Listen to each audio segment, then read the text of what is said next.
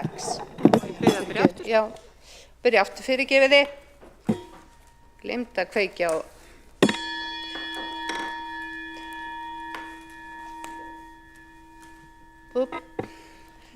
Aukafundur settur í borgarstjórn Reykjavíkur 11. maí árið 2026, 3:04.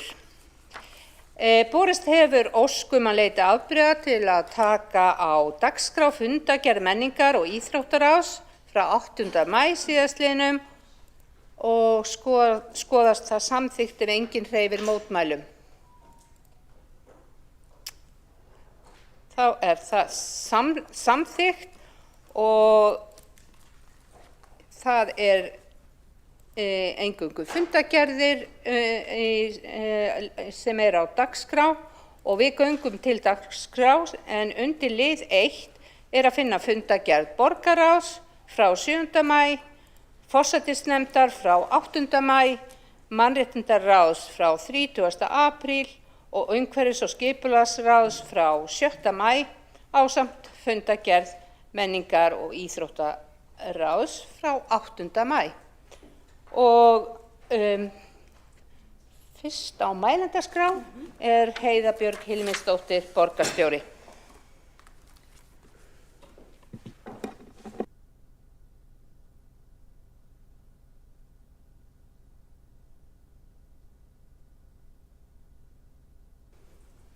Já, forseti, ágætu borgarfulltrúar, það nú mjög óhefðbundið að við hittumst svona í vikunni sem eru kosningar, en það hér nokkuð mál sem okkur fannst brýnt að ná að afgreiða, sem tengjast kannski svona grunnskyldu Reykjavíkurborgar, að fólk geti búið við öruggt heimili, óháð félagslegum aðstæðum og eða tekjum eða slíku. Og húsnæðisvandinn sem fólk á, þetta birtist á okkur auðvitað mjög oft hér á vettvangi borgarinnar og það eru biðlistar og meðalbiðtími og fjöldi íbúða og þetta allt svona einhverja tölur sem við fjöllum oft en þetta auðvitað á bakvið, þetta eru fólk, þetta eru fjölskyldur sem að þrá ekkert heitar en að búa við húsnæðisöryggi og við getum einhvern veginn ekki látið kosningarnar stoppa þá framvindu sem að Reykjavíkurborg hefur staðið að núna síðustu kjörtímabil og í samstarfi við ríkið. Og við sjáum bara skýrt, finnst mér, í gögnum sem fylgja þessu máli og kannski best að ég taki nú strax fram að ég að ræða hér undir fundargerð borgarráðs frá 7. maí, 10. lið, 11. lið, 23. lið og 24. lið. Og gögnin undir þeim liðum finnst mér tala bara vel fyrir sig sjálf. Við sjáum að umsóknum óhagnaðardrifið almennt húsnæði hefur fjölgað. Það eru fullt af fólki sem að bíða þar. Það sérstaklega mikil þörf fyrir minni íbúðir og líka fyrir fjölskyldufólk. Og þess vegna mikilvægt að við séum ekki bara að tala þetta, heldur við samþykjum virkilega raunverulegar aðgerðir, ekki bara breytingar á fjárhagsáætlun, heldur líka það að við styðjum við þá sem eru að byggja upp heimili fyrir fólk. Tillaga félagsbústaða gengur út á að nýta eigin fjárframlag borgarinnar, þannig að það skili sem flestum íbúðum, en leið tryggi sjálfbærni félagsbústaða. Þess vegna var ákveðið að fara með aðeins hærri og hér eru starfsfólk félagsbústaða og velferðarsviðs, stjórn félagsbústaða þakkuð aðkoma sína þessu tillögum og stjórnendur velferðarsviðs og öllum þeim sem að þessu komu. Þarna búið að útfæra það hvernig við getum nýtt þetta framlag og mér finnst mikilvægt að við klárum það á þessu kjörtímabili.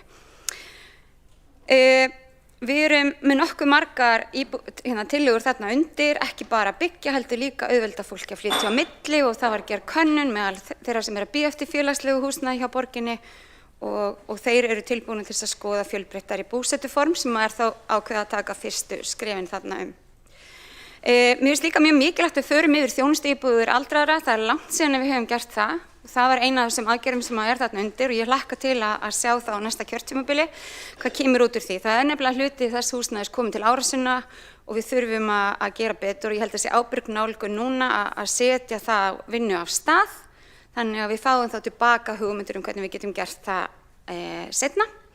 Þannig við séum í rauninni að byggja á raunverulegum þörfum fólks í dag en ekki einhverjum gömlu húsi og gömlu kerfi sem úrelt. En forseti, það sem skiptir þó mestu máli í þessari tillögu að við erum ekkert bara að horfa á næstu mánuði, við erum að horfa til lengri tíma.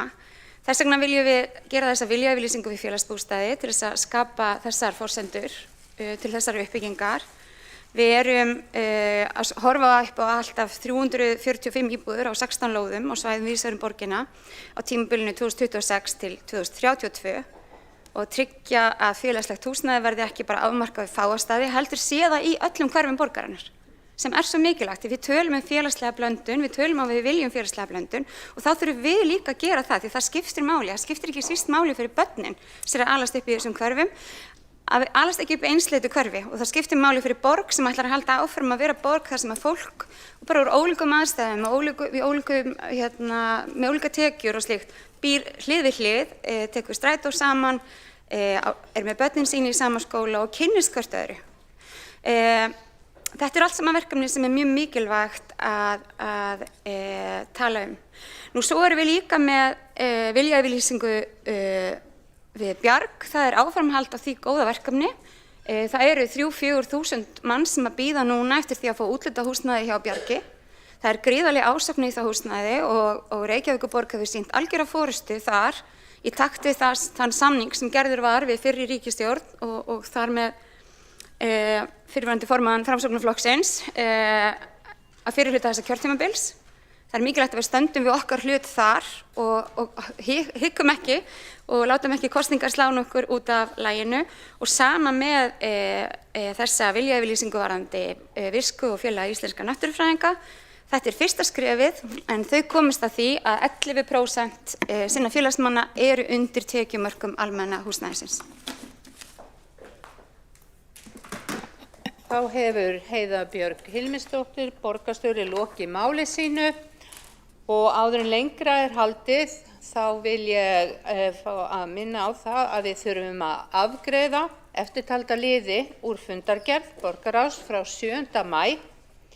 Það 7. liður, skólabrú og 8. liður, viðauki við fjárhagsáætlun og 10. liður, uppbygging félagslegs húsnæðis og nýting eiginfjárframlags til félagsbústaða.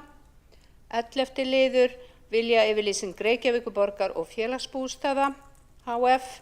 22. liður, endurskoðun græna plansins, uppfærð heildarstefna Reykjavíkur til 2030. Og 23. liður, viljayfirlýsing Reykjavíkurborgar, Visku stéttarfélags, háskólamenntaðra og félags íslenskra náttúrufræðinga uppbyggingu óhagnaðardrifins húsnæðis. 24. liður, viljayfirlýsing Reykjavíkurborgar og Bjarg íbúðafélags og 26. liður, uppmæling á stjórnsýsluhúsum. Og forseti minnir borgarfulltrúa á að tilgreina í upphafi málsins hvaða lið í hvaða fundargerð hann hyggst ræða. Og þá tekur til máls næstur borgarfulltrúinn Skúli Helgason.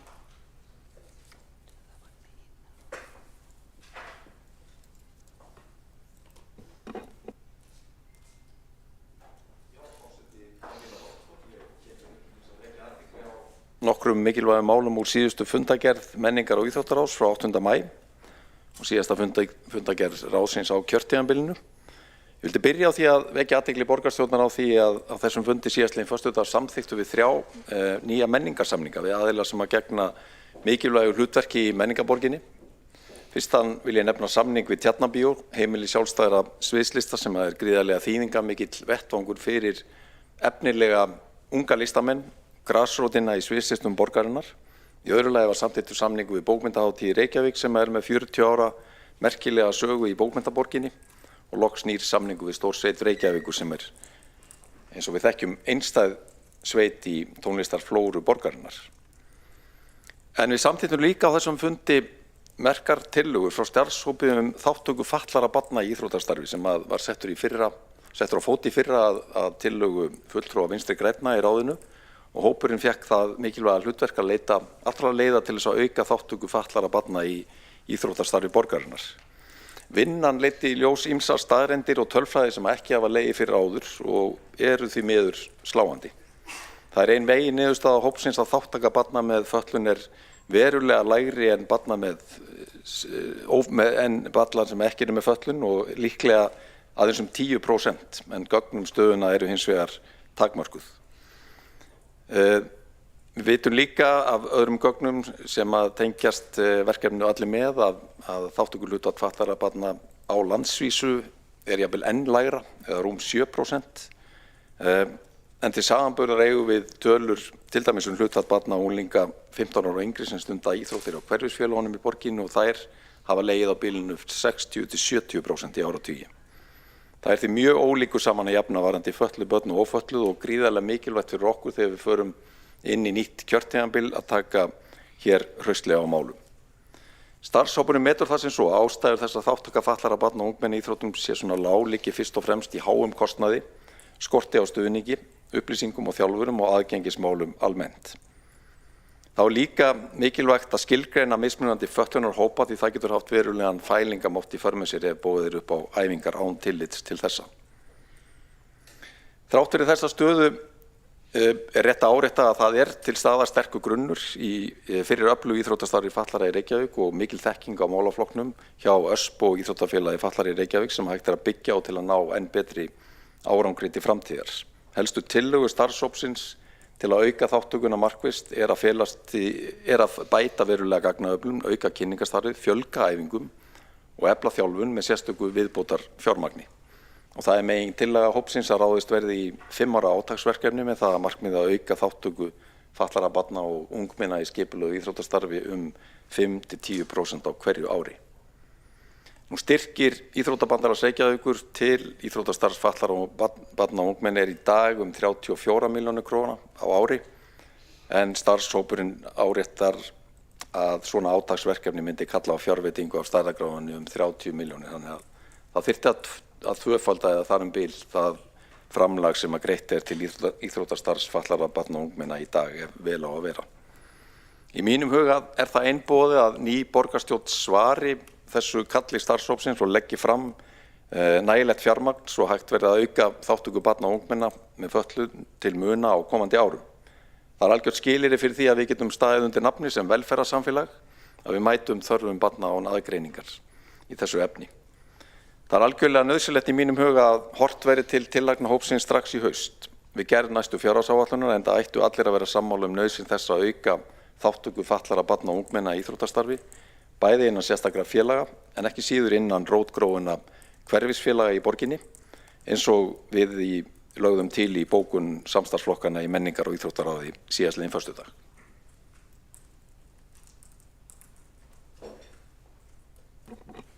Þá hefur borgarfulltrúinn Skúli Helgason lokið máli sínu og næstur á mælendaskrá Einar Þorsteinsson, borgarfulltrúi.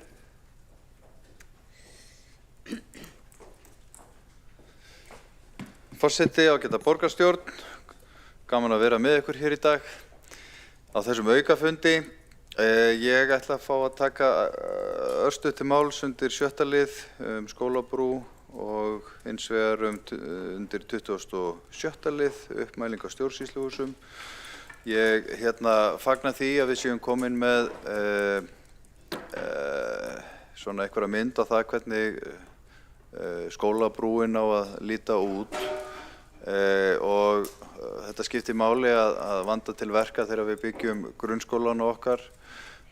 Ég held hins vegar að við þurfum aðeins að staldra við þegar við sjáum að kostnaður fyrir grunnskóla komin hátt í 20 milljarða ef við miðum við efri vikmörkin.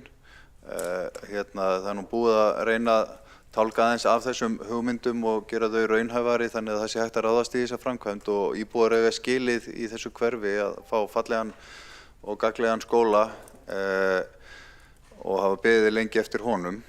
En maður veltir því fyrir sér þegar maður sér svona tölur hvort að það sé ekki hægt að gera hlutina á hagkvæmari hátt og hvort að það sé ekki hægt að ganga hraðar í verkina því að þarna geti nú verið það gert ráð fyrir því að skólinn rísi ekki fyrir en 2035 ef ég les rétt. Og það eru fjölmargar leiðir til þess að byggja þessa skóla og við vitum það að það er verið að reisa svona skólamannvirki allt land og allan heim, miklu hraðar og þannig að þetta er svona kannski dálítið áhyggjuefni að við séum að byggja, eyða tímanum og peningunum í mikla hönnun en síður í, og þetta er náttúrulega notagildið gott en eru þau íbúar að biðja þetta? Ég veit það ekki alveg. Allavega, við munum sitja hjá við afgreiðslu þessa máls vegna þess að við hefðum viljað sjá samanburð á hagkvæmari kostir sem að geti risið fyrr og veitt þjónustuna fyrr. Síðan er það hér 27. liður og þar kemur inn mál á lokametrunum sem heitir uppmæling á stjórnsýsluhúsum og mér langar nú að gera eiginlega athugasemd við nafnið á þessari tillögu af því það í grunninn verið að stefna því að innvista ræstingum og það geta verið fjölmörg sjónarmið það hvort að það sé rétt gagnvart svona aðbúnaði og starfsaðstæðum þeirra sem sinna ræstingum og við getum öll haft skoðun á því en þá eigum við bara að segja það að við viljum innvista í ljósi þess að einkamarkaðurinn á sviði ræstinga að hann kom ekki nægilega vel fram við verkafólk. En við vitum öll að það er mun hagkvæmara að útvista þessari þjónustu og þetta myndi kalla á það að ráða talsvert af starfsfólki til borgarinnar og ég held við ættum að frekar að leggja bara mikla áherslu á það í útboðum og þegar við erum að kaupa þessa þjónustu að það sé komið vel fram við verkafólk og fylgja eftir ábyrgð okkar í innkaupareglunum og innkaupastefnu og frekar en að stefna því að fara að fjölga hér borgarstarfsmönnum með þessum hætti. Það mun fylgja þessu 20 milljón króna sóun á ári og eflaust það blautur draumur einhverja hér lengst á vinstri vængnum að fjölga borgarstarfsmönnum og innvista sem flestum verkefnum og reyndar hefur það birst í þessari kosningabaráttu og það er þannig. En ég held að borgarbúar sé ekki að kalla eftir því. Takk fyrir. Þá hefur borgarfulltrúinn Einar Þorsteinsson lokið máli sínu og einn borgarfulltrúi óskað eftir að veita andsvör. Veitir þá andsvar Andrea Helgadóttir. Takk fyrir þetta. Ég veit eiginlega ekki hvað ég á að segja. Ég ætla bara að vekja athygli á því sem að Einar Þorsteinsson kallar sóun, að borga fólki sanngjörn laun og að meta störf fyrirfram og ákveða það sem að þarf að gera fyrirfram á sanngjarnan hátt og eftir þeim stöðlum sem að mælt með að gert sé. Við uppmælingar að honum finnst það vera sóun. Það eru launþegar sem að borga okkur útsvarið, ég ætla bara að minna á það. Þá hefur borgarfulltrúinn Andrea Helgadóttir lokið við að veita andsvar. Svarar þá andsvari borgarfulltrúinn Einar Þorsteinsson. Forseti, ég skil ekki alveg hvað borgarfulltrúinn að fara með það að það séu borgarbúar sem borga okkur útsvarið, þá kannski draumurinn að ráða bara alla Reykvíkingu vinnu vegna þess að þetta fer bara einum vasa í annað. Þetta gengur ekki upp. Það sem ég kalla sóun það að leita ekki allra leiða til þess að hafa hér sem hagkvæmust innkaup á þjónustu og það snýst þetta. Við vitum það að það verður dýrara ef við gerum þetta sjálf. Þannig að ég held við ættum ekki að innvista þrifum.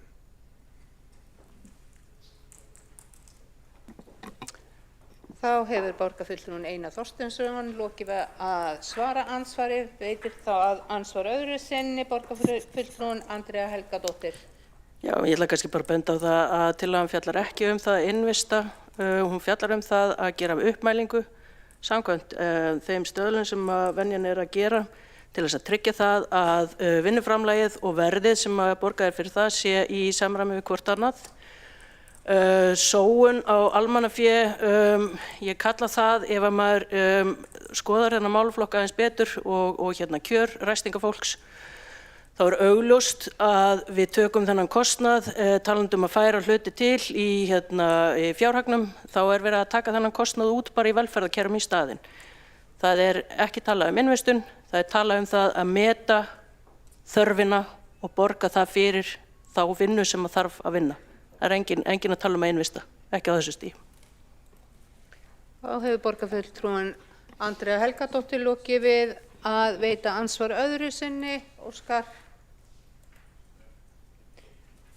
Þá andsvörum lokið undir þessari ræðu og næst tekur til máls borgarfulltrúin Alexandra Briem.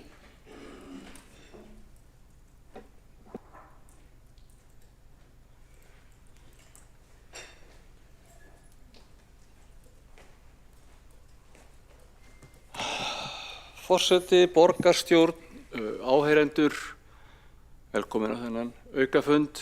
Ég ætla ekki að hafa þetta of langt, en þetta var áhugaverður fundur borgarráðs þar sem við erum að fara yfir fundargerðina og ég ætla að renna yfir nokkur atriði. Fyrir það fyrst ætla ég að ræða lið 6 Fleivang. Vissulega þetta hár verðmiði en hann dreifist yfir nokkur ár. Þannig erum við að fá leikskóla, grunnskóla, íþróttahús, frístundaheimili og félagsmiðstöð fyrir Vogabyggð.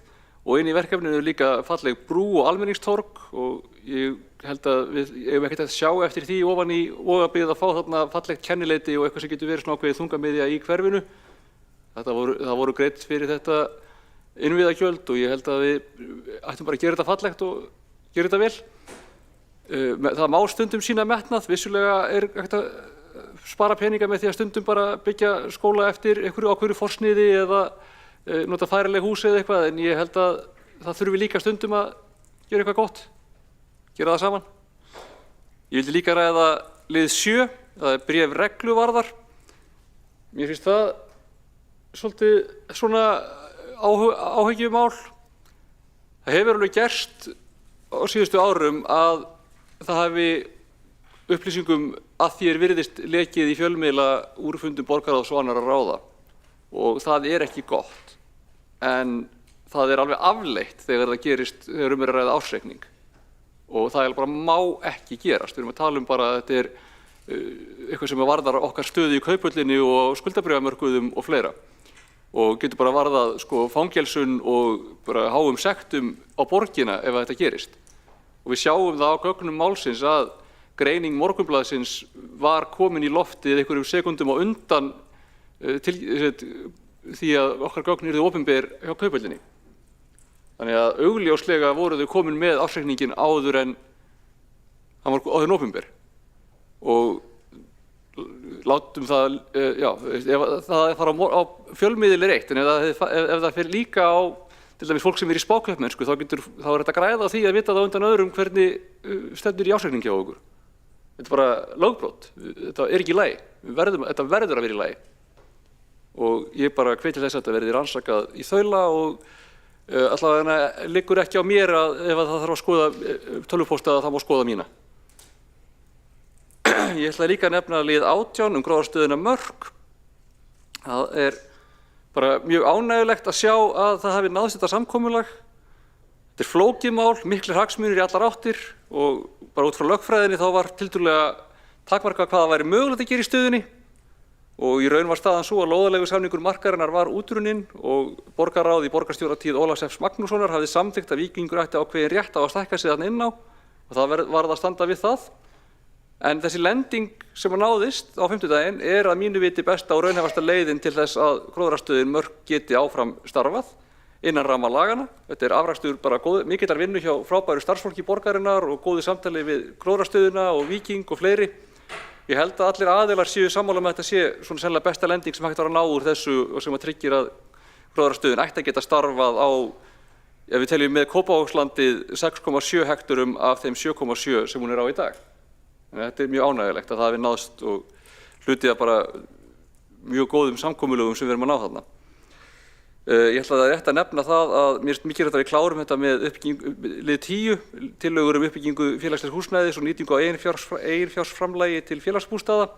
Þarna verið að bara skilgreina hvernig við ætlum að tryggja það að þetta nýtist til þess að fjölga húsnæði hjá félagsbústöðum, vera með ákveðið frumkvæði í uppbyggingu og líka að tryggja bara sjálfbæran rekstur félagsins til langframa. Það bara mjög mikilvægt. Við erum líka með viljayfirlýsingu Reykjavíkurborgar og Bjargs húsnæðis íbúðafélags. Mér finnst mjög mikilvægt að við bara stöndum við það og höldum áfram að tryggja félagslega blöndun og uppbyggingu óhagnaðardrifins húsnæðis í borginni. Og svo ég tæki það fram liður 26, uppmæling á stjórnsýsluhúsum. Það ekki búið að taka neina ákvörðun það að fara í innvistun á ræstingu. Ég veit ekki hvort að það endilega besta skrefið að fara í þá innvistunum. Mér finnst allt í lagi að við könnum hvað myndi felast í því. Því að það alveg rétt að stundum hallar á réttindist fólk sem vinnur í þessu og stundum hagræðið að koma þess vegna. Og við viljum vissulega reka borgina vel, við viljum ekki gera það þannig að það sé á kostnað bara fólks sem á mjög lágu kaupi og jaðarsett. Og mögulega þetta leysa úr því með því að gera betri útboð, mögulega þarf að innvista það. Ég ekki með hugmyndafræðilega afstöðu til þess hvort það þurfi nauðsynlega að vera, en mér finnst alltaf að við könnum það. Takk. Þá hefur borgarfulltrúinn Alexandra Brím lokið máli sínu og næstur á mælendaskrá borgarfulltrúinn Jóhanna Dýrunn Jónsdóttir.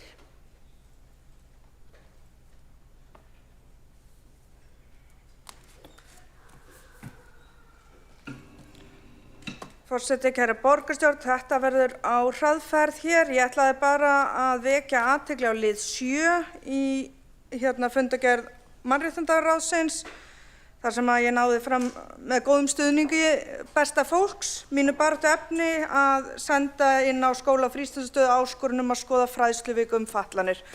Og þau ykkar sem verði áfram hvet ég bara til að halda okkur við efnið. Það bara fullt af fólki sem býr í Reykjavík sem hefur það alls ekki nóg gott, þekkir ekki stöðu sína, þekkir ekki réttindi sín, þekkir jafnvel ekki sína eigin fötlun. Samhliða því vill ég fá að fagna því sem að Skúli var að leggja fram áðan með skóla- og frístundasvið, íþróttamál fatlaðra. Þetta bara stórt skref stigið í að bæta samfélag okkar. Þetta bara stór hópur sem við höfum ekki verið að sinna. Ég taldi á þessum tíma óþarfi kannski að vinna skýrslum þetta þar sem okkur lægi öllum ljóst að ástandið væri ekki gott, en skýrslur geta skilað góðum hlutum. Þarna bara komin einhver birtingamynd, eitthvað til að vinna út frá næstu skref og ég held í vonina betri borg fyrir alla. Takk. Þá hefur Jóhanna Dýrunn Jónsdóttir borgarfulltrúi lokið sínu máli og næsta mælendaskrá Heiða Björk Hilmisdóttir borgarstjóri.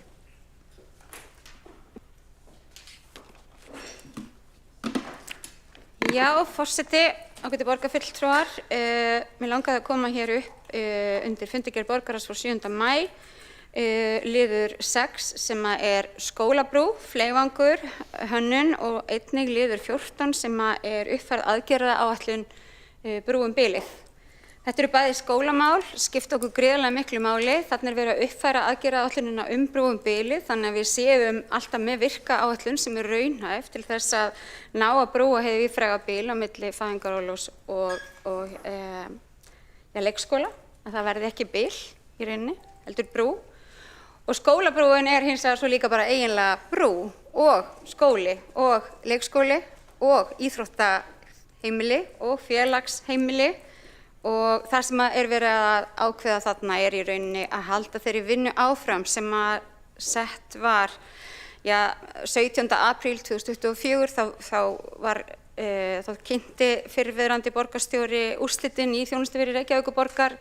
Það var samkeppni það hvernig við getum gert brú þarna. Þetta auðvitað svolítið flókin staðsetning en mjög mikilvægt og það voru úti og inni arkitektar í samstarfi við Landform, landslagsarkitekta og Onno þríveitavinnslu sem fengu þessi fyrstu verðlaun. Síðan þá hefur verið unnið að málinu og nú erum við bara að samþykkja næsta skref og ég held að væri mikil sóun ef við færum að henda því núna 2 mánuðum seinna fyrir róða. Þetta mjög flott tillaga og ég get bara vitnað í orð þáverandi borgarstjóra Einars Þorsteinssonar með það og tek bara undir með honum að með þessu verður til svona miðja í Vogabyggð sem að glæðir hverfið lífi og mun verða einhvers konar, já svona, ég held að hún muni einhvern veginn gefa hverfinu svo ótrúlega mikið, verður svona hjarta í hverfinu sem að tengist náttúrunni og byggðinni og auðvitað tengir þarna byggðirnar saman. Gríðarlega flott og mikilvægt mál. Mér langaði líka að fá að nefna lið 13 sem er áfangaskil stýrihóps NEET-hópinn svokallaða, sem er ungt fólk sem er ekki í vinnu, þjálfun eða menntun. Stýrihópur sem við skipuðum með skamman tíma skilaði af sér með ógnarhraða, mjög góðum tillögum og mér langar að hrósa þeim borgarfulltrúum sem voru í honum, Guðný Maja Rípa og Einar Sveinbjörn Guðmundsson og Magna Gná Jónsdóttir fyrir bara mjög rösklega vinnu og ég veit að Guðrún Halla sem var starfsmaður hópsins mun þá fylgja þessum verkefnum áfram innan næsta kjörtímabil þar sem að þessi hópur hefur þá skilað þessari áfangaskýrslu af sér. Þetta er auðvitað okkar stóra verkefni að halda ungu fólki í virkni og þau upplifa að þau séu mikilvæg og taki þátt í samfélaginu. Að öðru leyti þá er það liður 7 með höndlun trúnaðargagna. Það er áfall fyrir Reykjavíkurborg að trúnaður haldist ekki á fundum borgarráðs. Það er auðvitað alltaf áfall en sérstaklega þegar að ræða svona viðkvæm trúnaðargögn eins og ársreikning. Þannig ég tek undir með formanni borgarráðs þar, Alexandru Brím, að þetta er eitthvað sem við þurfum að bæta. Þetta verður rannsakað. Þetta er komin til fjármálaeftirlitsins og ekki ólíklegt að þetta fari lengra og við samstarfsflokkarnir ákváðum að bóka það að í það minnsta eru öll okkar tæki eða gögn opin til rannsóknar enda mikilvægt að finna út úr hvernig þetta bara hreinlega gat gerst. Það var þannig að í rauninni birtist frétt innihald ársreikningsins 20 sekúndum áður en að hann var gefinn út í Morgunblaðinu. Þannig að það er augljóst að leka var að ræða. Það er reyndar liður 22, endurskoðun grænaplansins, uppfærð heildarstefna Reykjavíkur sem ég var líka að velta fyrir mér. Ef að borgarfulltrúar væru tilbúnir til þess, þá langaði mig að fá að vísa henni til umræðu á næsta borgarstjórnarfundi. Ég veit ekki hvort maður getur vísað henni, en mér finnst skrítið að taka henni til afgreiðslu á svona aukafundi, á svona stuttum fundi og ég held kannski að það geti verið skemmtilegt fyrir okkur að ræða hana í það minnsta eftir kosningar aðeins betra tómi.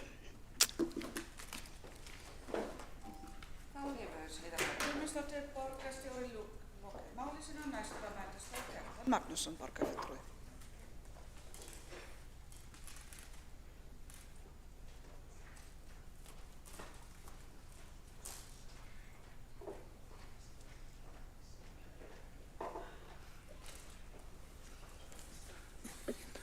Forseti, góðir borgarfulltrúar. Ég verð að segja að það er boðað til þess að aukafundar við sérstakar aðstæður til þess að vinstri meirihlutinn geti lokið hér málum í hendingskasti og flöstuslega fyrir kosningar. Mörg þau mál sem hér á að samþykkja væri betra að skoða betur og fara yfir í stað þess að ástunda þessi vinnubrögð sem eru óvönduð að samþykkja allt fyrir kosningar. Það eru kosningar eftir nokkra daga.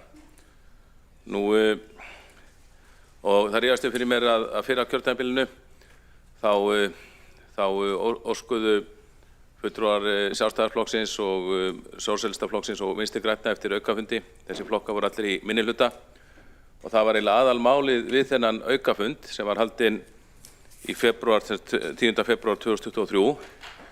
Aðalmálið á þeim borgarstjórnarfundi aukafundi voru ásakanir meirihlutans í garð minnihlutans sem það hefur verið að valda borginni miklum kostnaði með því að halda aukafund. Fundurinn var haldinn held ég klukkan 3 á föstudegi og það var bæði plöggað í fjölmiðla og rætt á sjálfum fundinum þessi mikli kostnaður sem ákveðni borgarfulltrúar var að valda með því að krefjast aukafundar þó að það sé bara réttur okkar. En nú er boðaður aukafundur í hendingskasti svo að sé hægt að ákveða mál fyrir kosningar. Þá er ekkert fjallað kostnað vegna þess að nú er það meirihlutin sem er að biðja aukafundinn. Þannig að ég myndi vilja óska eftir upplýsingu frá borgarstjóra hver kostnaðurinn er við þennan aukafund. Fyrst það var upplýst kostnaður við fundinn árið 2023 þá lítur að vera sjálfsagt samræmi að upplýsa einnig kostnaður við þennan fund. Nú, ég vil óska eftir því að þegar verður farið í atkvæðagreiðslu viðauka við fjárhagsáætlunina að þá verði hver liður borin upp hver í sínu lagi og skilti því.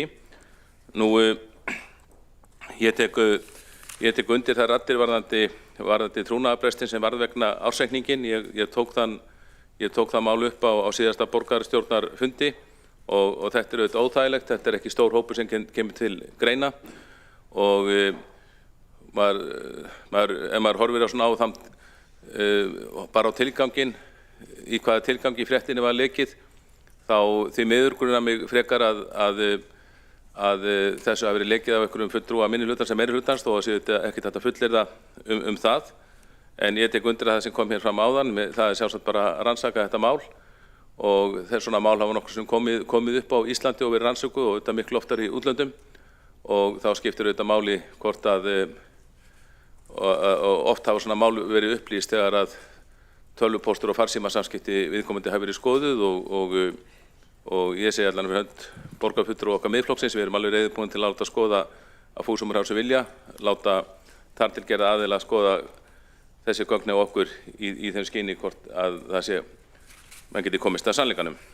Nú, en það var margt rætt á þessum fundi borgarráðs sem við erum að afgreiða hér meira og minna og meðal annars fleifangur eins og borgarstjóri kom inn á. Við erum svolítið ósamlega þetta eins og mörgunum mál en við fjöllum það í borgarráði að miðað við fyrirliggjandi gögn þá mun þessi bygging fleifangur eða skólabrú einkennast af framúrstefnulegum íburði og bruðli. Húsið verður augljóslega mjög dýrt í byggingu og rekstri og margt bendir til að það sé uppskrift að kostnaðarlegu stórslysi, meðal annars vegna legu og lögunar hússins. Kostnaðaráætlun byggingarinnar nemur nú tæpum 15 milljörðum króna, efri vikmörk nema 19,3 milljörðum en neðri vikmörk 13,4 milljörðum. Samkvæmt reynslu er eðlilegt að horfa til efri vikmarka að minnstakosti. Þessar framkvæmdir verða enda fjármagnaðar með dýrum lánum sem velt verður yfir næstu kynslóð og svo spurningi vaknar hvort stjórnendur borgarinnar hafi ekkert lært af kostnaðarsömu mistökum sem gerða hafi verið í byggingamálum borgarinnar á undanförnum árum, ekki síst á sviði skólamála. Bruðlinu virðist ekki ætla að linna miðað við þetta verkefni sem er á teikniborðinu. Mörg dæmi sýna þó að hægt er að reisa glæsilegar og metnaðarfullar skólabyggingar án þess að kostnaður færi úr böndunum. En þetta kemur út úr verðlaunasamkeppni og þær virðast oft af þær afleiðingar í för með sér að kostnaðar opinberra byggingar hleypur upp úr öllu valdi. Stundum virðast arkitektar líta á slík verkefni sem tækifæri til að reisa sjálfu sér framúrstefnuleg minnismerki. Hagkvæmni og notagildi virðist þá ekki skipta máli, hvorki byggingarkostnaður viðkomandi hús né rekstrarkostnaður þess til framtíðar. Betra væri að afgreiða ekki málið á þessu fundi, heldur skoða það að festu og í rólegheitum eftir kosningar. Þá hefur Kjartan Magnússon, borgarfulltrúi lokið máli sínu, borgarfulltrúi óska eftir að það veri greitt sératkvæði undir 8. viðauka við fjárhagsáætlun Reykjavíkurborgar. Þetta eru 11 liðir. Óskar borgarfulltrúinn eftir öllum eða tekið eitthvað út?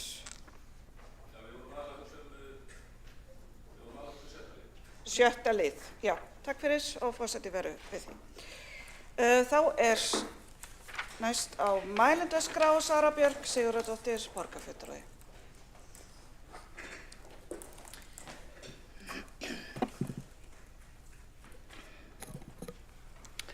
Forseti, ágæta borgarstjórn, ég tek til máls undir fundargerð menningar og íþróttaráðs frá 8. maí, 4. dagskrárlið.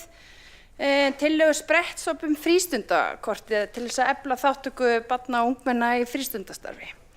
En á fundi borgarstjórnar í febrúar síðastliðnum samþykkti borgarstjórn að fela menningar og íþróttaráði að undirbúa tilraunaverkefni sem feli í sér að hægt verði að nýta frístundastyrk fyrir styttri námskeið en núverandi reglur gera ráð fyrir. En núverandi reglur gera ráð fyrir að lágmarki 8 vikum og það er ekkert ástæðulausu af hverju tímalengdin er eins og hún er.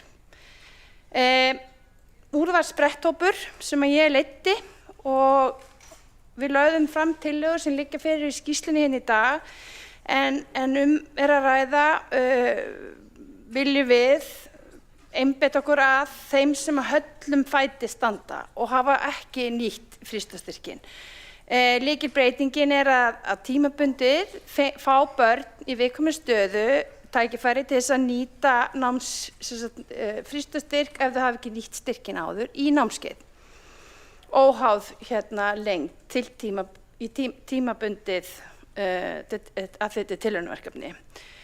Jafnframt var lagt til að bæta aðgengi að frístundastarfi með því að forgangsraða úthlutað tímum í mannvirkjum borgarinnar í hverfum þar sem þátttaka er lág. Þannig að börn hafi raunhæf tækifæri til þess að kynnast fjölbreyttum íþróttum og tómstundum í sínu nærumhverfi. Við gerum ráð fyrir því að við leggjum til að það verði tekið út annars vegar þáttakanum áramótin og síðan næsta vor af því að við viljum að hvort við náum til þessa hóp sem hefur ekki verið í þáttöku áður. Þá leggjum við til að verði stofnaður sérstakur suðupottur þar sem að frístundamiðstöð geta þróað og meðal nýjum lausnum að námskeiðum sem taka mið af þörfum barna í hverju sinni.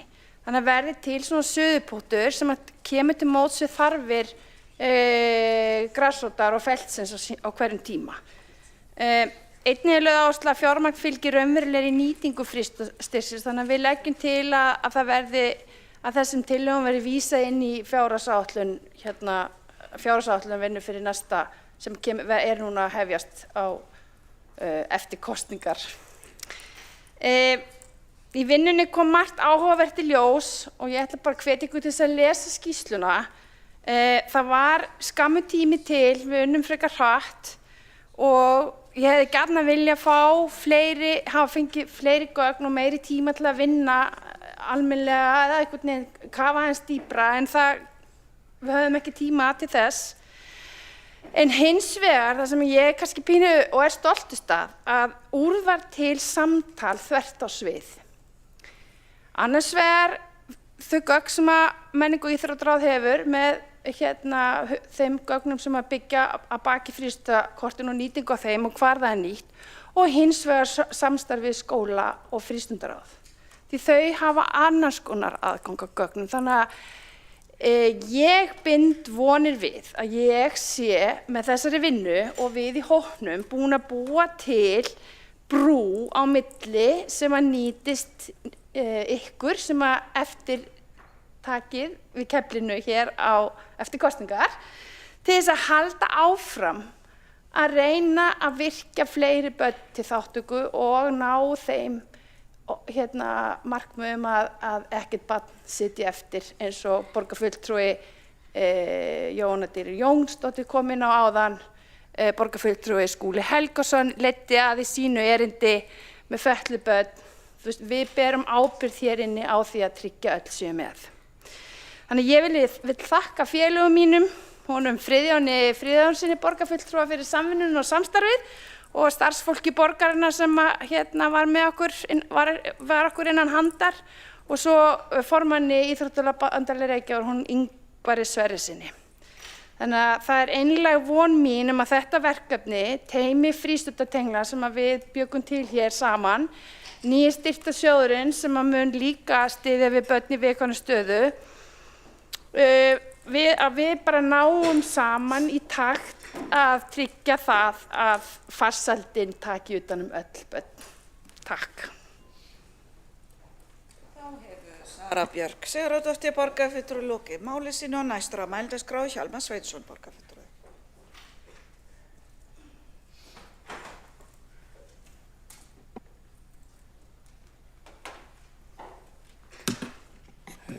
Forseti að geta borgarstjórn, mér langar aðeins að koma upp og taka til varna fyrir góðan arkitektur og fagurfræði og notagildi. Af því að skólinn á Fleyvangi, hann er þannig þegar maður les til hvers hann er ætlaður að þá er þetta að segja að það séu ansi margar flugur slegnar í einu höggi, einni byggingu. 10 deilda leikskóli, grunnskóli fyrir 1. til 10. bekk, íþróttamiðstöð, félagsmiðstöð, frístundaheimili, göngu- og hjólabrú og síðan sjálft Vörputorgið. og mér finnst það alveg geggjað og ég ætla ekki að gera lítið úr þeim þeirri áminningu að það þurfa að fara varlega með peninga, auðvitað. En ég get ekki séð betur en að þarna sé, ef að þetta gengur nú allt eftir, en að þarna sé bara farið ansi vel, eða þarna séum við að fá alveg ótrúlega mikið fyrir aurinn. Og ég minna á það að núna í dag, Ísland hefur sennilega aldrei, og Reykjavík aldrei verið ríkara samfélag. Það er snarlega komið að minnast á byggingu Austurbæjarskóla sem var byggður tók til starfa árið 1930. Hann er rauninni byggður á tímum þegar að riðu yfir fjármálakreppur yfir allan heiminn.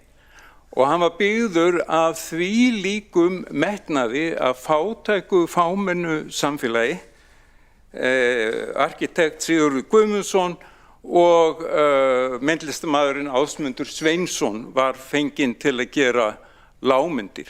Er ekki allir stoltir af því í dag? Er einhver að segja, þetta var nú óþarfa bruðl, þetta var nú bara gæluverkefni?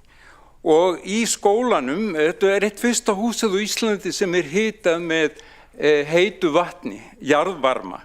Þar er lítil sundlaug, 30 kennslustofur, sérgreinastofur, teknistofa, kennslustofa, smiðstofa, sundlaug, eins og áður sagði, 5-leikasalur, handavinnustofa, samkomusalur fyrir skemmtanir, jólaskemmtanir og kvikmyndasýningar og söngsalur.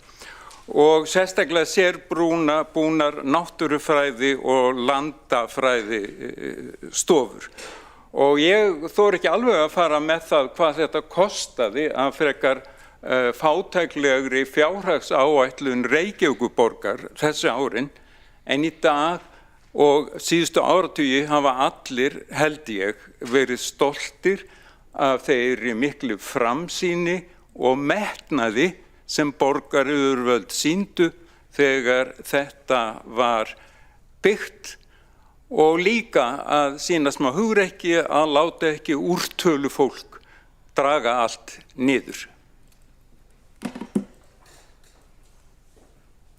Þá hefur Hjálmar Sveinsson borgarfulltrúi lokið máli sínu og næst á mælendaskrá Marta Guðjónsdóttir.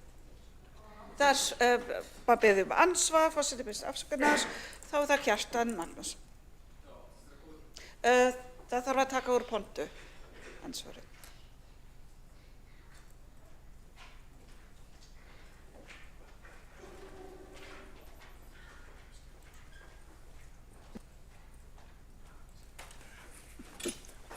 Forseti, góðir borgarfulltrúar, ég þakka Hjálmari Sveinssyni borgarfulltrúa fyrir ansvarið og ég viðurkenni alveg að þegar maður fer ræða þessi mál þá er erfitt að alhæfa og það er mjög auðvelt að fara út á hálan ís.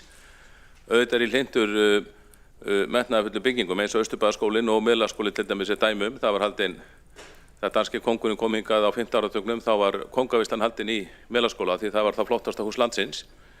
En þannig að mörg hús hafa verið byggð af stórhug. Ég held þó að hér áður fyrr þegar mörg þessara húsa voru byggð, þá var það ekki endilega útkoman úr verðlaunasamkeppni, alls ekki. Það var bara ránir arkitektar sem teiknuðu og gerðu þetta glæsilega líka hagkvæmt.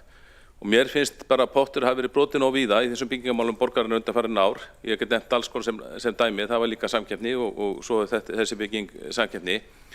Ég held að næsta borgarstjórn, hún verði að staldra við og endurskoða þessi mál.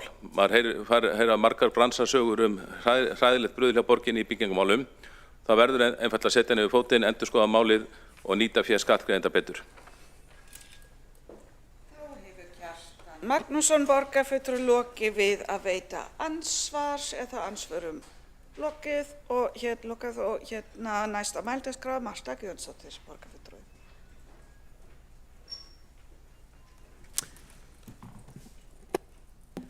Forseti, ágætu borgarfulltrúar, ég tek til máls undir fundargerð borgarráðs frá 7. maí, 40. og öðrum lið sem er tillaga sem að borgarfulltrúinn Kjartan Magnússon lagði fram fyrir hönd okkar óháðra og liðsmanna Miðflokksins í borgarráði varðandi að koma upp hverfislögreglustöð í Breiðholti. Reyndar lagði Kjartan Magnússon borgarfulltrúi þessa tillögu fram í september síðastliðnum. Nú eru komnir 8 mánuðir síðan að þessi tillaga var lögð fram og því miður af fréttum að dæma í dag á vísi.is þá er full þörf á því að tryggja öryggi á þessu svæði og í þessu borgarhluta. Því þar var ráðist á konu af ungmennum og tillaga þessi sem að borgarfulltrúinn Kjartan Magnússon hefur ítrekað lagt fram, hún felst í því að það verði teknar upp viðræður við lögregluna á höfuðborgarsvæðinu og dómsmálaráðuneytið starfrækslu hverfis lögreglustöðvar í Breiðholti í því skyni að styrkja löggæslu í borgarhlutanum. Og stöðin verði starfrækt í anda svonefndrar samfélagslöggæslu og áhersla lögð á að tengja hann á skólunum í hverfinu með jákvæðum hætti. Og er það ræða samstarfsverkefni ríkis og borgar. Og mér finnst það dálítið dapurt að núna er verið að hraða hér í gegn á þessum fundi, síðasta fundi fyrir borgarstjórnarkosningarnar, örfáum dögum fyrir þær kosningar, veigamiklum og stórum málum sem að meiri hlutin vill augljóslega að verði samþykkt áður en að ný borgarstjórn tekur við, að þetta mikilvæga verkefni skyldi þó ekki fá að fljóta með. Þessu máli var frestað á síðasta fundi borgarráðs. Og sömuleiðis var það í skipulagsráði núna 7. maí síðastliðinn. Þar var verið að hraða í gegn mjög umdeildum skipulagsákvörðunum rétt fyrir kosningar og á sama tíma og þessi borgarstjórn sem er að fara frá hefur mjög takmarkað umboð. Þessum ákvörðum hefðu augljóslega líka átt að vísa til nýrrar borgarstjórnar. En ég segi, góði borgarfulltrúar, úr því að hér erum við komin saman í dag, að þá finnst mér að við ættum að taka þessa og leggja til að við tökum þessa tillögu hverfislögreglustöðina í Breiðholti til afgreiðslu. Og þá er því formulega komið á framfæri að borgarfulltrúin Marta Guðjónsdóttir óskar eftir því fyrir hönd okkar borgarfulltrúans Kjartans Magnússonar að við afgreiðum tillöguna hverfislögreglustöð í Breiðholti hér á þessum fundi í dag. Og ekki síst í ljósi þessara dapurlega frétta af árásum sem þar hafa átt sér stað. Borgarfulltrúi Marta Guðjónsdóttir lokið máli sínu og næstur á mælendaskrá er Friðjón Friðjónsson.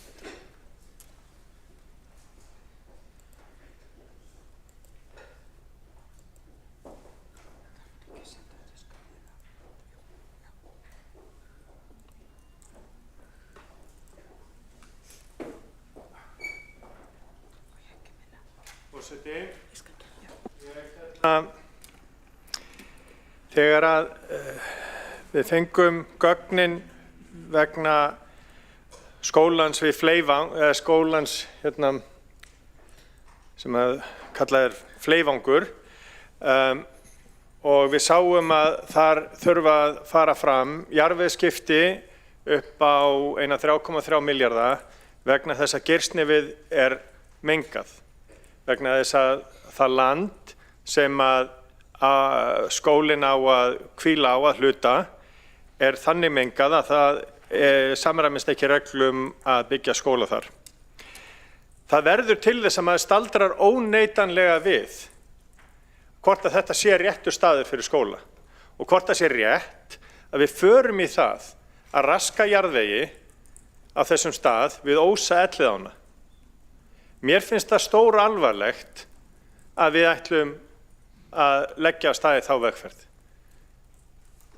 Það má lítið út af bragða til þess að þarna verði mikið slys við það að moka upp gömlum bílhræjum, 60 ára gömlum og einhverjum rafgeymum og drasli. Það má vera að það sé rétt að skipta jarðvegi og það þurfa að gera það sérstaklega og það þarf að rannsaka það. Það hafa verið skrifað greinar þessa fyllingu í blöðin og rætt það að það þurfi að fara fram almennilega rannsóknir, en gerum það þá. skoðum hvort það sé tilefni til þess að skipta jarðveg þarna. En að ákveða að byggja skóla á þessum stað, á þessum mengaða jarðvegi og þess vegna þurfum við að skipta hann, ég get ekki stutt það. Við erum að fara rangt í það verkefni. Það er ljóst að við þurfum skóla í Vogabyggð og sérstaklega þá uppbyggingu sem er að byrja í Ártúnshöfða. En þessar upplýsingar jarðveginn, þessar upplýsingar kostnaðinn við að skipta þennan jarðveg hafa þeir för með sér að það er ekki hægt að styðja þetta verkefni. Við verðum að finna aðra lausn á þessu verkefni heldur en að byggja skóla á menguðum jarðveg og ætla að rutta því upp með einhverjum litlum fyrirvara.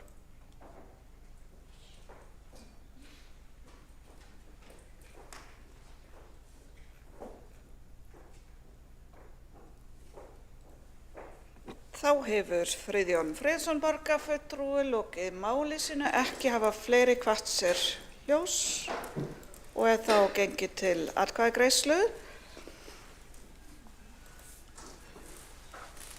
Allir í salnum.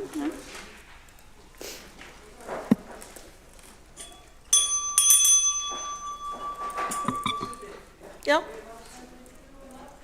Já. Er það sendt til forseta og forsætisnefnd? Já.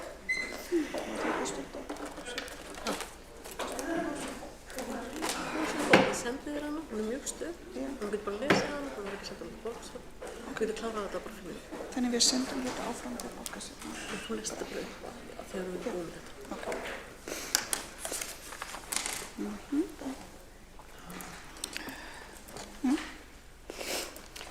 Þá er gengið til atkvæðagreiðslu.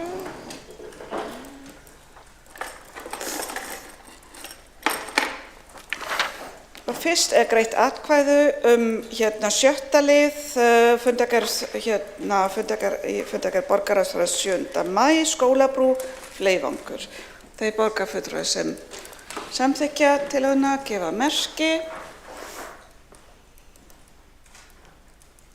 Þeir sem að móti kunna vera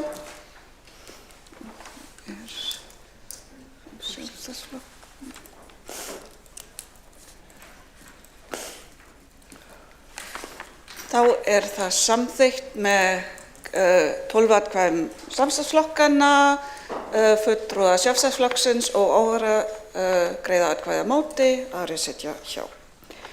Næst er gengið til atkvæðagreiðslu 8. lið viðauka við fjárhagsáætlun Reykjavíkurborgar.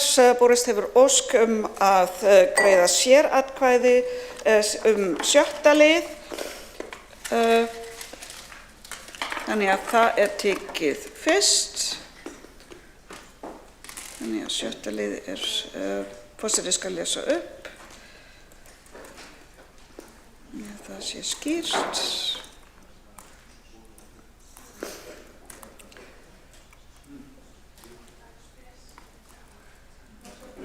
Sjötti lið fjárfestingarheimild vegna þjóðvegis og þeir sem samþykkja 7. lið gefa merki.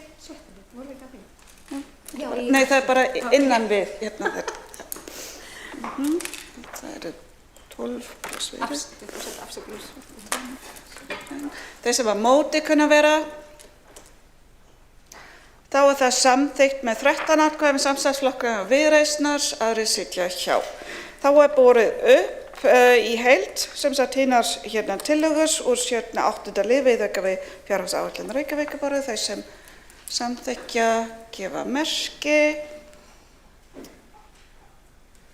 Þeir sem að móti kunna vera. Þá er það samþykkt með 13 atkvæðum samstarfsflokka Viðreisnar, aðrir sitja hjá. Þá er borið upp til atkvæðagreiðslu 10. liðu uppbygging félagslegs húsnæðis og nýting fjármagns til félagsbústa. Þeir sem samþykkja tillöguna gefa merki. Þeir sem að móti kunna vera. Þá er það samþykkt með atkvæðum samstarfsflokkanna, á móti greiða atkvæði fulltrúa Sjálfstæðisflokksins. Má forseti biðja aftur að sýna óháðara? Nei? Hverju greiddi á móti? Má forseti biðja aftur já, það voru sem sagt fulltrúar Sjálfstæðisflokksins og óháðara, aðrir sitja hjá. Takk. Þá er það 11. liður, vilja yfirlýsing Reykjavíkurborgar félagsbústaða, þeir sem samþykkja gefa merki. Þeir sem á móti kunna vera. Þá er það samþykkt með 12 atkvæðum samstarfsflokkana, á móti greiða atkvæði fulltrúa Sjálfstæðisflokksins og óháðara, þannig og aðrir sitja hjá. Þá greitt atkvæði 22. lið, endurskoðun græna blaðsins, þeir sem samþykkja gefa merki. Þeir sem á móti kunna vera. Þá er það samþykkt með atkvæðum samstarfsflokkana og Viðreisnar, aðrir sitja hjá.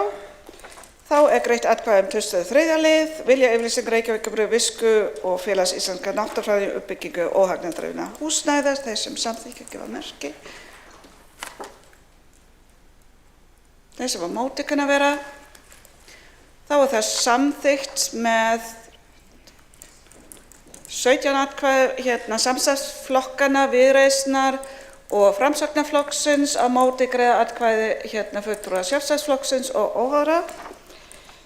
Þá er það 24. liður, vilja yfirlýsing Reykjavíkurborgar Bjarg íbúðafélags, þeir sem samþykkja gefa merki. Þeir sem á móti kunna vera.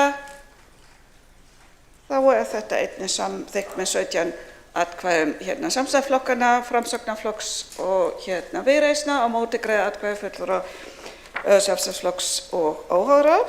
Þá er það 27. lið, uppmæling á stjórnsýsluhúsum, þeir sem samþykkja gefa merki. Þeir sem á móti kunna vera.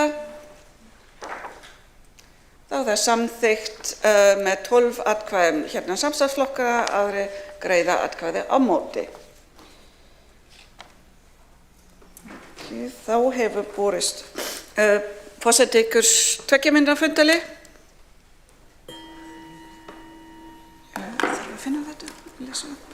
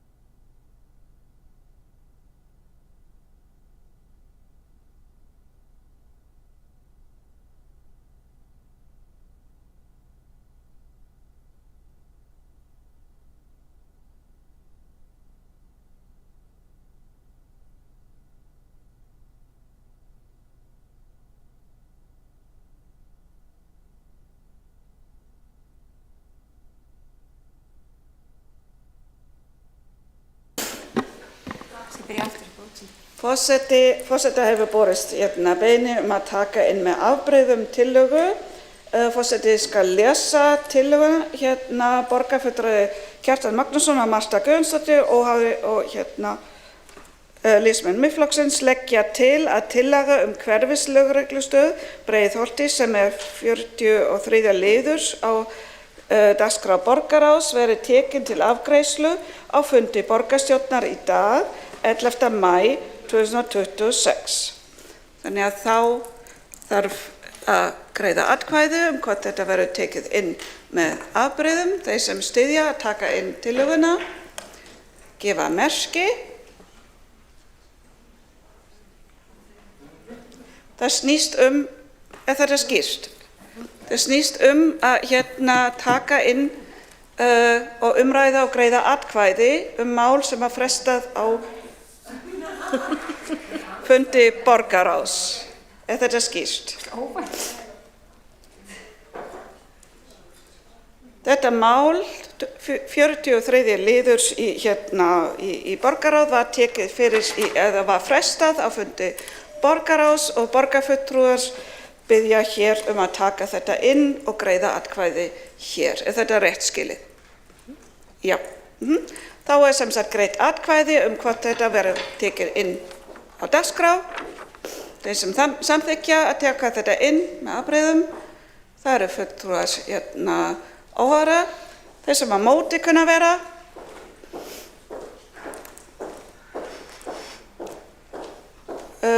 Fulltrúi Framsóknar. Já, þá voru það 3 borgarfulltrúi sem samþykkja, borgarfulltrúi óháðra og 1 borgarfulltrúi Framsóknar, en tillagan fellt með 12 atkvæðum samstarfsflokkana, aðrir sitja hjá. Þá liggur ekkert fleira fyrir á þessum fundi. Eru bókanir komnar ef svo Aftur? Já, það var þá þarf að lesa upp. Það bara ein bókun, þetta bara einn liður á dagskrá. Já, þá má lesa upp bókanir. Þá það Kjartan Magnússon sem lesa upp bókun. Eða fleiri? Í pontu. Mikrofón virkar ekki hér.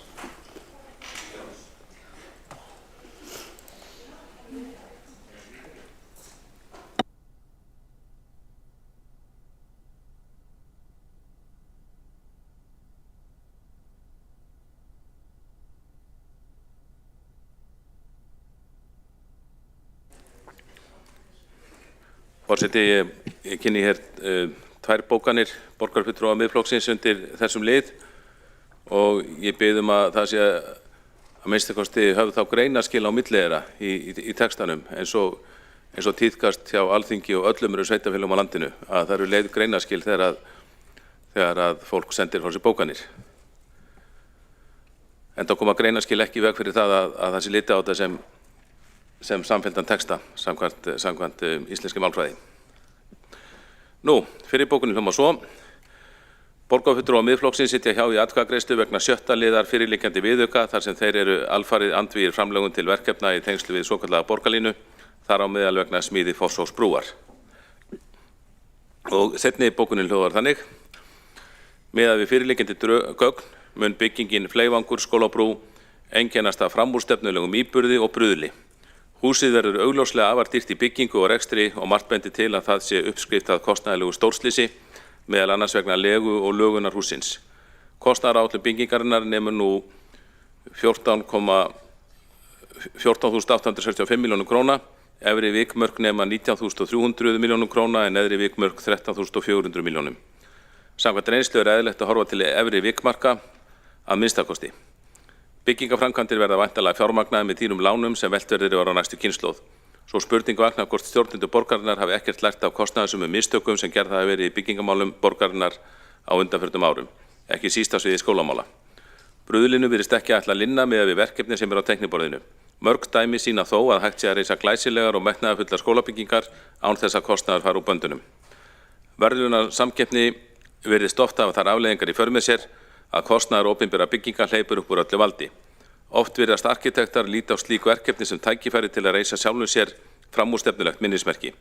Hagkvæmni og notagildi virðist þá ekki skipta máli, hvorki byggingakostnaður viðkomandi hús né rekstrarkostnaður þess til framtíðar. Takk fyrir þetta. Það var það bókun Framsóknarflokksins.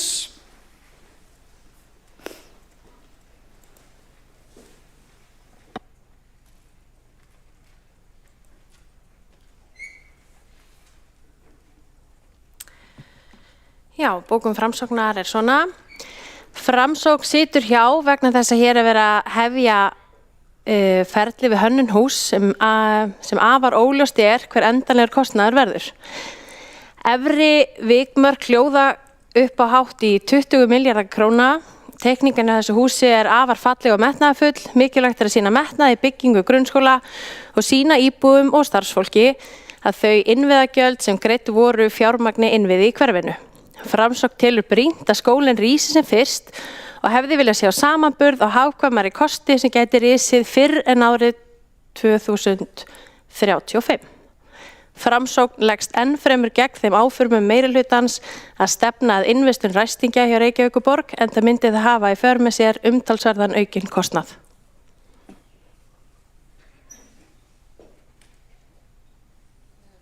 Eru þá fleiri bókanir á leiðinni? Er beðið fundarhlé? Já, þá var tekið fundarhlé.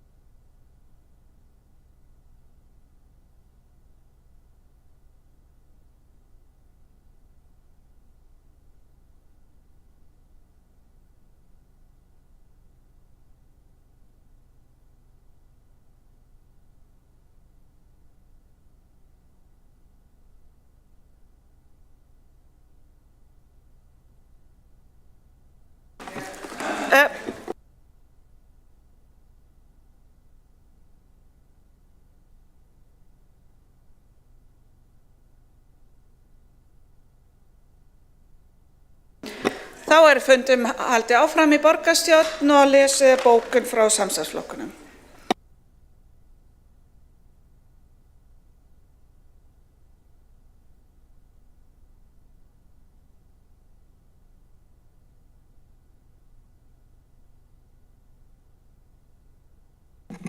Það ætla ég að lesa bókun.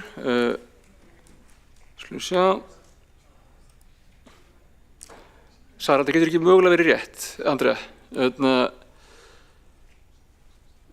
Já, samstarfsflokkarnir eru stoltir af viljayfirlýsingu Reykjavíkurborgar við Félag íslenskra náttúrufræðinga og Visku stéttarfélag háskólamenntaðra,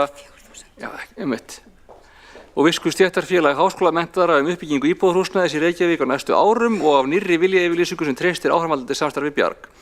Tæplega 4.000 manns eru á biðlista hjá Bjargi, 1.000 einstaklingar hjá Visku og FÍN uppfylla skilyrði tekjumarks almennra íbúða. Viljayfirlýsingin í samræmi við markmið húsnæðisstefnu Reykjavíkurborgar fjöldbreytt framboð húsnæðiskosta fyrir alla félagshópa og félagslega fjölbreytni innan hverfa. Aðskipulags Reykjavíkur 2040 og samningsmarkmið Reykjavíkurborgar á nýjum uppbyggingarsvæðum. Einnig voru samþykktar á fundinum tillögur uppbyggingu félagslegs húsnæðis á vegum félagsbústaða sem tryggja fjölgun íbúða, sjálfbærni í rekstri félagsins og nýja aðferðafræði til að standa að uppbyggingu íbúða. Við erum stolt af því að taka raunveruleg skref til þess að fjölga íbúðum í borginni. Jippi kóla. Jippi kóla ekki í textanum.